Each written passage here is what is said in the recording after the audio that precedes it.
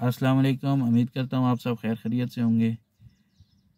आज की वीडियो में मैं आपको बताने जा रहा हूँ कि आप शेंजन का वीज़ा कैसे अप्लाई कर सकते हैं यूएई से। जो यूएई रेजिडेंट हैं वो कैसे अप्लाई कर सकते हैं शेंजन का वीज़ा और उसके लिए क्या क्या डॉक्यूमेंट्स रिक्वायर्ड हैं। वीडियो शुरू करने से पहले जो न्यू हैं वो मेरे चैनल को सब्सक्राइब कर दें। सबसे पहले अगर आपने वीज़ा अप्लाई करना है तो आपको अपना प्रोफेशन चेक करना होगा। अगर आपका प्रोफेशन लो है तो आप लेबर ड्राइवर और आपकी सैलरी लो है तो आप वीज़ा अप्लाई ना करें, क्योंकि इस तरह आपके पैसे ज़ाया होंगे। लेकिन अगर आपका प्रोफेशन अच्छा है, सैलरी 3000 से अबव है, तो आपको ज़रूर ट्राई करना चाहिए, वीज़ा मिलने के चांस होते हैं।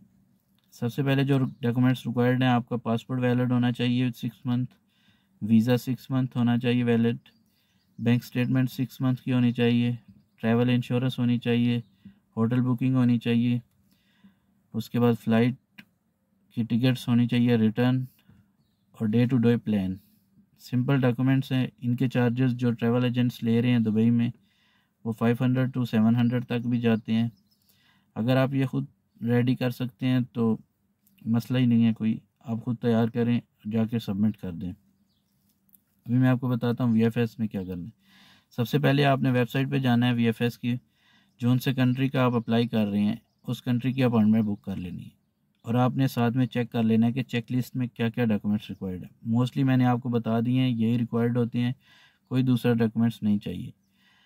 सबसे पहले आपने साथ पासपोर्ट आपका वैलिड होना चाहिए, वीज़ा वैलिड होना चाहिए 6 मंथ के लिए, और बैंक स्टेटमेंट आपने बैंक से ले लेनी है, जिसमें सैलरी आती है वो बैंक स्टेटमेंट लगाना है, और मिनिमम बैलेंस जो आपका 15 से 20,000 के ऊपर होना चाहिए या इसके दरमियान होना चाहिए।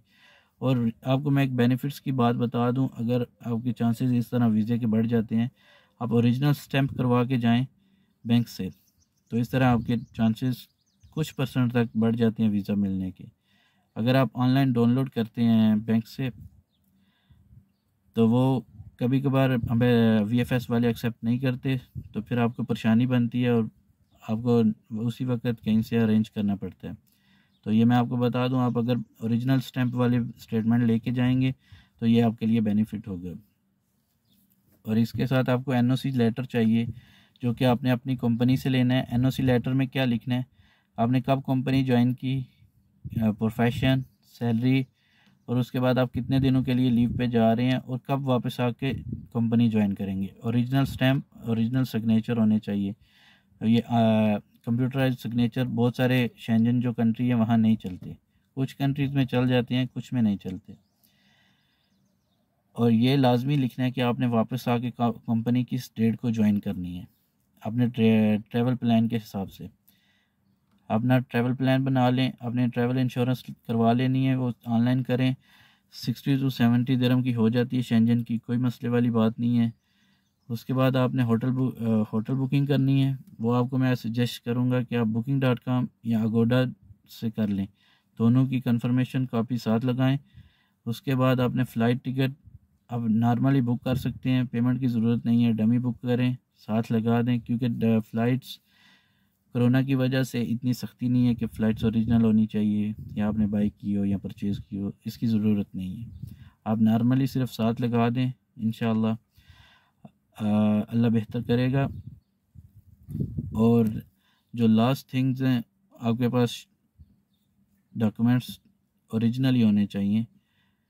उसके बाद आप जाके सबमिट कर दें, इंशाल्लाह 15 से 20 दिन में आपको रिज़ल्ट मिल जाएगा।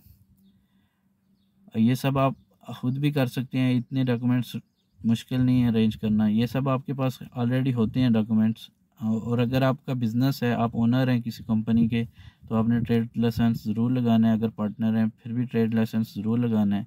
लेकिन अगर आप किसी के पास किसी कंपनी में काम कर रहे हैं फिर ज़रूरत नहीं है इसकी। लेकिन एनओसी क्लियर होनी चाहिए, उस पर ओरिजिनल स्टैंप होनी चाहिए, कंप्यूटराइज नहीं चलती बहुत सारी शेंजन कंट्री के लिए। और लास्ट जो बात है, जो आपने चेक कर लेना है कि कौन से कंट्री की हाई रेशो जा रही है, उसी हिसाब से आपने अप्लाई करना है उसी कंट्री के लिए। और फिर लास्ट में मैं बता दूं, जिनका लो कैटेगरी, लो प्रोफेशन है, वो कैसे कर सकते हैं अप्लाई। आप अपनी ट्रैवल हिस्ट्री बनाएं, स्ट्रांग ट्रैवल हिस्ट्री बनाएं। इवन आपके पास बैंक स्टेटमेंट या अगर बैलेंस भी है, बैंक स्टेटमेंट भी है, लेकिन आपका लो कैटेगरी वीज़ा है, लो प्रोफेशन है, लो सैलरी है, कोई मसला नहीं, आप स्ट्रांग हिस्ट्री बनाएं। आपके चांसेस 90% हो जाते हैं कि आपको भी वीज़ा मिल जाता है।